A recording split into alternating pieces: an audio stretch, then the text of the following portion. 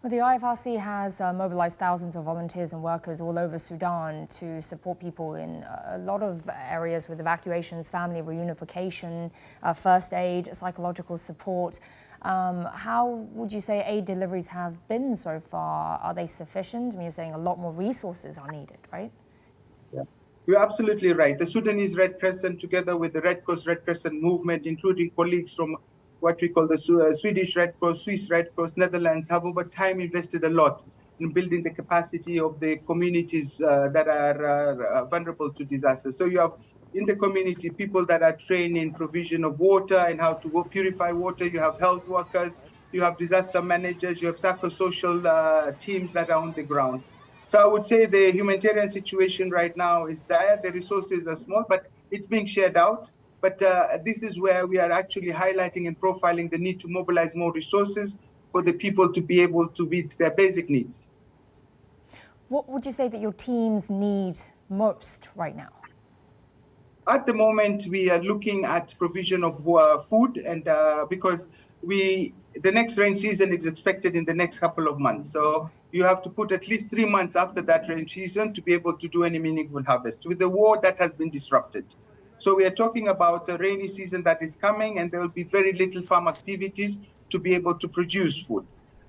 You're looking at a coming rain season that will cause flooding, and flooding comes with displacement of population, increased health challenges because of waterborne diseases, communicable diseases. You're talking about provision of shelter and additional shelter for the people that will be displaced and that are displaced.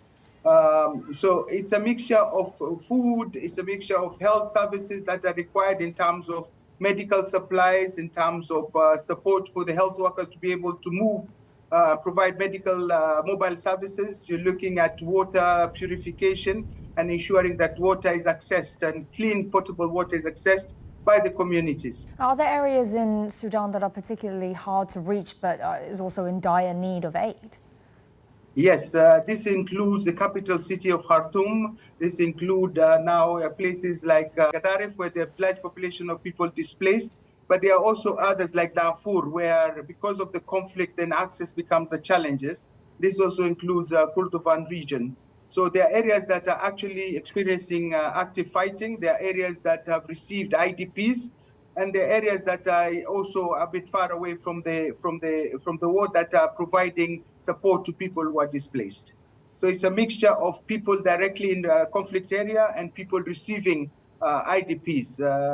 That would be Gadaref, in Kassala, in River Nile states. So you have a mixture of the actual fighting areas and others areas that are receiving people.